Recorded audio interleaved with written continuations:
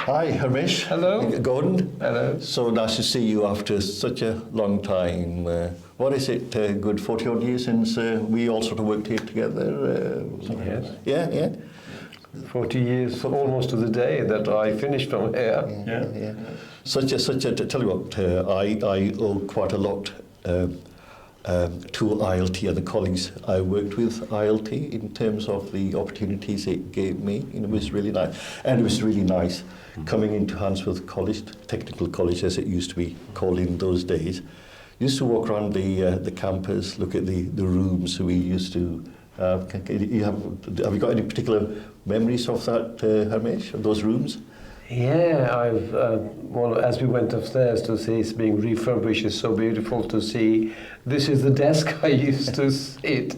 I didn't have a desk, I came as the fifth person, so I was sitting at the corner. Okay. But it's nice to see the windows and memories such as sharing the food together with people. That's really nice. What about you, Gordon, then? Sort of, this is the first time you stepped in since you left? It is. But I've always kept a keen memory of Birmingham ILT because this was my first proper job after working abroad in Japan and studying in India. But this was my first real full-time professional job. And I don't think I've ever had a better one. I mean, I've done lots of interesting things, but I think a lot of that is due to the start that I got working with you guys and with Clarice and Zuhra and Bridget and Teresa and all the other folk. It was just the perfect launching pad. It's true, because I retired recently from being the deputy principal at Southern City College, and when I was talking to staff at the end of the year, I was thinking of what was it that made me what I am. And in terms of my mentorship, there were four people who always think of, sort of were there when, in terms of our career, job profession. Firstly, it's my older brother, because he was quite active in trade unions, so he gave me lots of inspiration. The second person was Clarice. She really, really sort of made me think what I was doing, why I was doing what I was doing, and what opportunities.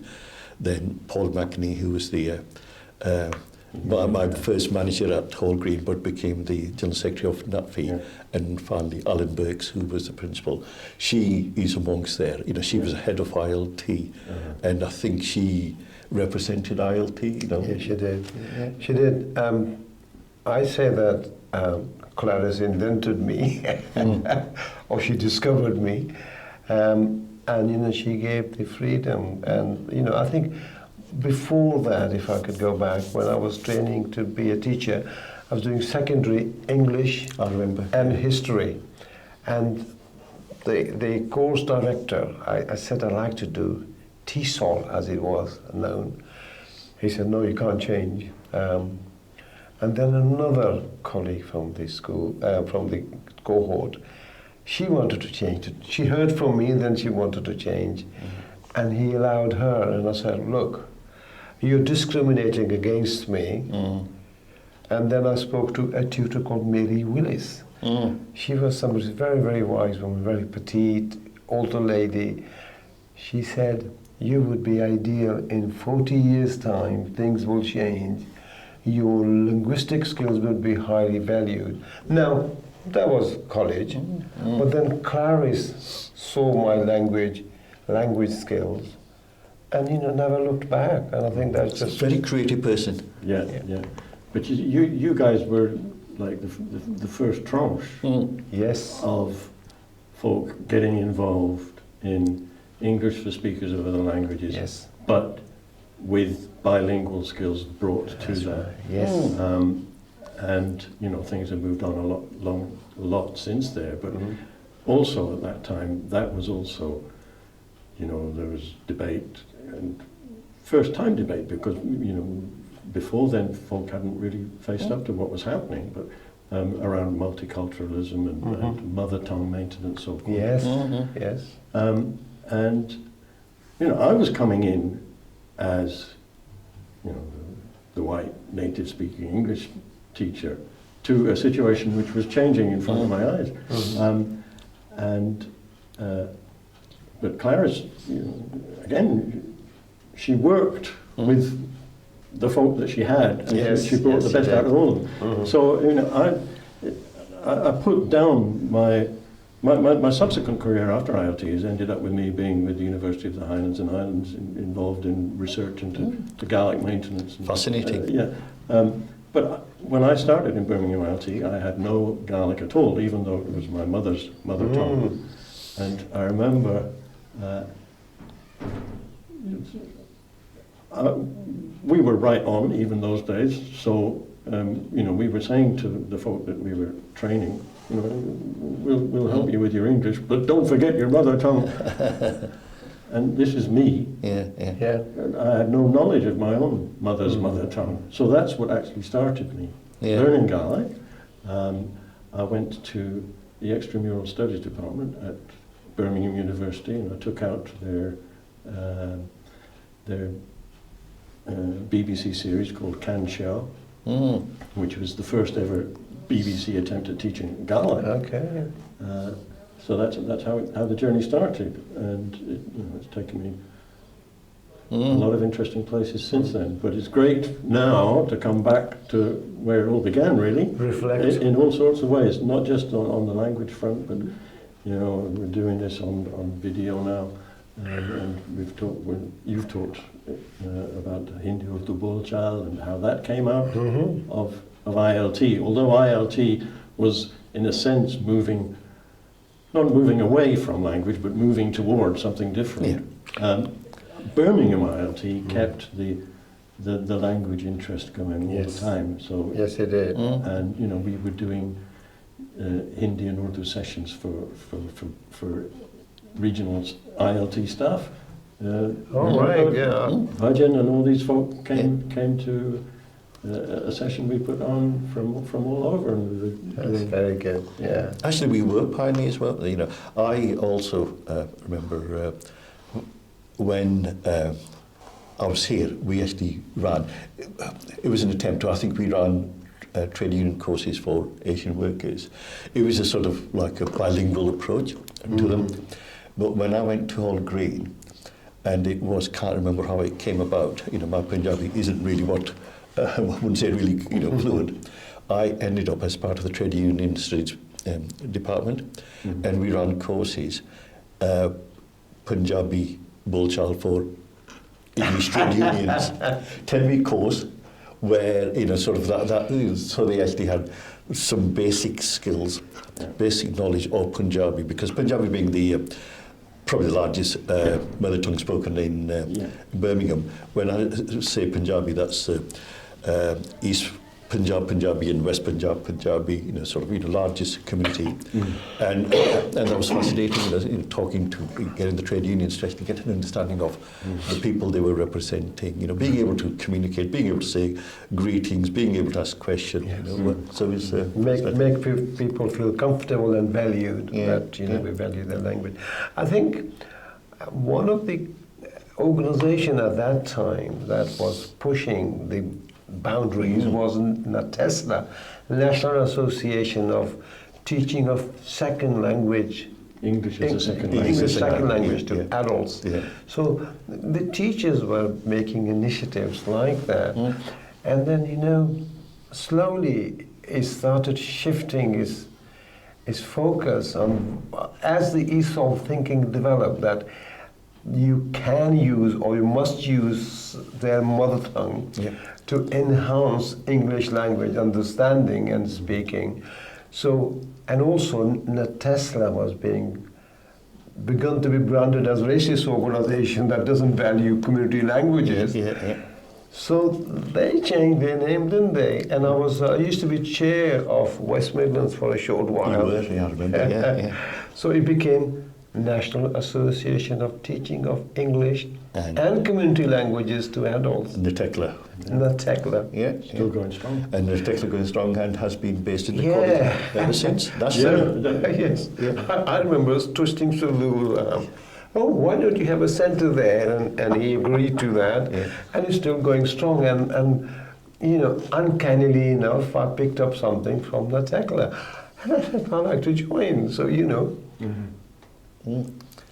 So with ILT, his sort of initial focus was about improving English language skills, yeah. and it was called ESL in those days rather than ESOL Yes. for workplace. We recognised there's only limited thing you can do there. Then Yes. we moved on to some other communication skills and cultural awareness type thing. But Gordon, what you're saying is in Birmingham, though that shift was taking place, sort of moving from ESOL to some of the other services, in Birmingham ILT, especially with the focus on community languages, a lot more investment was taking place. Take us through the journey. How did the Ball Child project come about? The Ball Child, yeah. Credit to you, Sardul, because those were completely different times. But you remember that 4 or 5 years after you started with ILT, you got a year's secondment. Yes. To do a master's course of some kind. I did, yeah. Masters in social recent education, yeah. Well, I started a few years after you, but I twigged that this was going to be an option. Yes. And I suppose also I wanted to work with what I had, which was linguistic training, teacher training and that kind of stuff. So I was looking for ways to make a positive contribution to the broader goal. But anyway, so the combination of that opportunity to go away and spend a year, upgrading your skills, that took me to Edinburgh University, where I did a degree in Masters in Applied Linguistics. Okay. And plus my determination, to make a contribution to the ILT front from my own sort of set of skills, meant because I hadn't actually spoken Hindi when I was up until the age of 4 apparently, but lost it completely. But then regained it when I'd spent time studying in India. That presented an opportunity because on the course, we had to do various projects, and one of them was a curriculum design project. So that was my curriculum design project. Design a TV course for teaching Hindi and Manghra in this country. And I was really innovative for that time. Well, it was opportunity also, which came knocking, and Clarice again had the contacts with. She worked at the BBC, didn't she? For a short period. She'd already done stuff, I think, with Jeremy Orlebar. Yes, yeah, Jeremy. Yes, I remember Jeremy. On the ESOL side of things. That's right. So she pitched this project of mine to Jeremy, and the rest is history. Hindi, Urdu, Bol Child Club, and everything.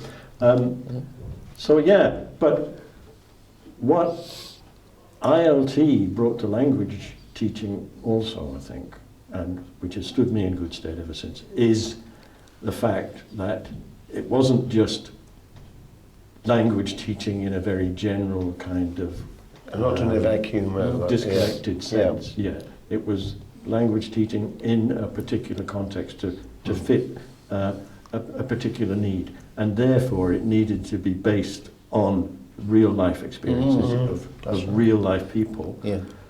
And that's what I've taken with me, for example, into Gaelic research and stuff. That combination of working with media and at the same time staying grounded in the community. A lot of stuff's going on in Gaelic, for example, which is in danger of becoming quite disconnected from the community. So what I'm doing with Island Voices is trying to make sure that we are recording the real speech of real people. And that's what we've just done. And also now, I suppose, with the growth of social media, hopefully you can connect communities from distances in order for colleagues to be able to actually have that dialogue, otherwise it's difficult. And Gaelic has taken me back to India, believe it or not. All right, okay. Yeah, you went to Assam, didn't you? I went to Shillong, and I went to Delhi, and there are issues around endangered languages in India. Particularly the scheduled tribes, tribal people and their languages are dying. And I was talking to my nephew last night, the oral literature, oral history, you know, oral stories we used to listen from our grandparents, you know, those are dying as well. You know, talking about the languages that you're saying, Gaelic came back, and you know, I said I felt like an imposter saying I speak Bengali. After, at the end of 2022, I went to Kolkata, and you know, you don't lose language. I was able to read quite a lot of posters, listening to people. I could understand what they were saying. So that was really nice. But what struck me most was, on the way back, in the plane, I started listening to a CD of Bengali music and songs. And, you know, I understood 90% of that. Yeah. And I was flabbergasted. Where did that come from? It doesn't go away. It's there. It's in your DNA. So that's really nice. You're learning your Gaelic language. I've sort of two things. Firstly, on language, I thought I was quite good. You know, when I was in India, I really enjoyed languages, though I was only 11. And when I came to England, going to Bradford, going to a school where I was the only non-white person in the whole class. Somehow, this is the 60s model of, you know, assimilation. I denied myself. Yes, I suppressed, you know, that I really wasn't a Punjabi speaker. You know, I did my best to be more English than fit in. More English, and I would actually deliberately go out of my way to actually. I almost suppressed it, and my Punjabi only resurfaced when I came to Birmingham. Right. It was genuinely, you know, it was that experience of, well, you know, those white kids, I don't really want them to know I'm really Indian. You know, I'm more like them. And it was only, you know, having gone through university at the time, it was when I started working at Holgreen College, teaching ESOL, I began to value my language, power of the language. Isn't it amazing, you know, sort of now. Obviously, it's not as fluent as your colleagues, but you know, because I, at home with the kids, it's English most of the time. With other people, you know, it'll be Punjabi. So I do feel I've lost some of the functionality of the language. There are movements. In fact, this college here, Hansford Campus, annually they host a festival of Punjabi, you know, where for a whole weekend, the whole college is given over to an outside agency where they bring in Pahari Punjabi speakers. You know, they come. So it's very useful to actually link in with them about some things you're doing, Gordon. No, that's two interesting things there. Sardul. Your experience of trying to suppress your language. Yes. That goes across the. Across all languages which are in that kind of minoritized position.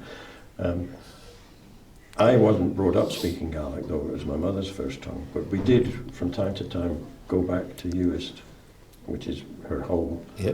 And I had cousins who were about the same age as me, who had been born and brought up on Uist, and who did speak the language perfectly.